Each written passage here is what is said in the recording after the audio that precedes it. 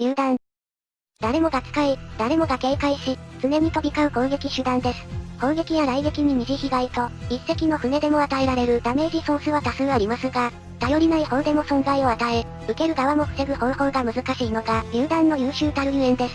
その扱いやすさゆえ、適当でも使いこなしていると錯覚、もしくはなんとなくのまま勘違いし続けてしまう人も多いです。無知では永遠と無意味になりますが、熟知すれば魔法とすら思わせるのが、榴弾の真の素晴らしさです。このゲームは数字に大変忠実なので、仕様を理解すれば必ず強くなれます。今回はこの榴弾の貫通力を解説します。榴弾の貫通ルールはとても簡単。方向径の6分の1が榴弾貫通力です。榴弾貫通力が走行を超えていれば、直撃ダメージが入ります。これさえ知っていれば、榴弾を半分理解したも同然です。また、榴弾は長弾が存在せず、距離による貫通力減衰もありません。前述の貫通力さえ買っていれば、必ずダメージが入ります。つまり榴弾の貫通計算は、四方サイズと走行の2つ、これだけで判定を行っているのです。計算することができる貫通力と違い、走行は船ごとに覚える必要があります。しかし、ある程度の法則を把握すれば、特別覚えることを少なくできます。例えば、すべての環境は走行的に、榴弾を防げることはほぼありません。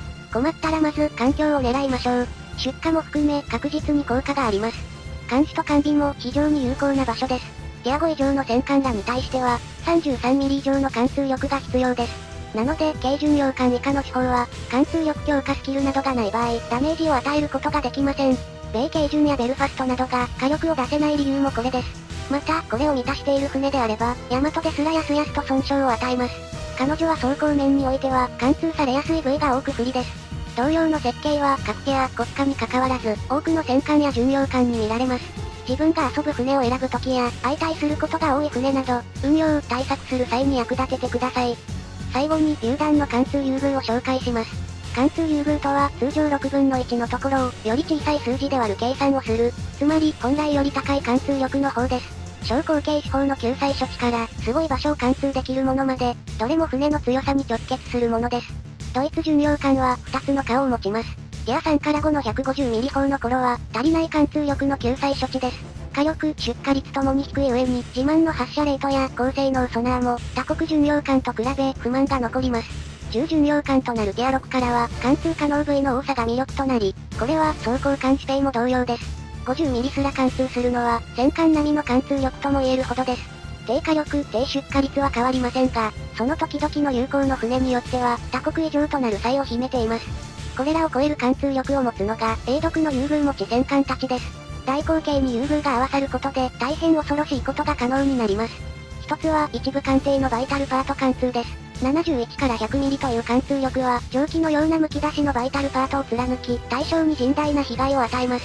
特に、甲板にバイタルパートが剥き出しの船は、砲弾を上から浴びる長距離戦時も、常に大ダメージの危険があります。もう一つは、誘爆を狙えることです。後に別動画で解説予定ですが、正確には、誘爆と優遇は関係なく、弾薬庫へのダメージ判定です。誘爆を意図的に狙うことは、本来、攻撃リソースに見合わないです。しかし、榴弾の有効な船が多いことで、多用するのも戦術上、無駄ではなく、狙う場所もバイタルパートなので、爆風で誘爆する可能性があります。つまり、有効打を狙いつつ、敵が即死する可能性もあるのです。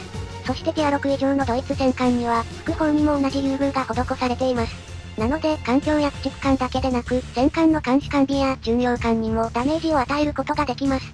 ただし、鉄鋼弾の副砲にも利点があり、有効によって有効性が変動するので、副砲強化の際は注意してください。お疲れ様でした。このように小分けの解説動画で、ワールドオブウォーシップスレジェンズを理解できれば幸いです。今後も、このような解説動画をたくさん投稿したいと考えています。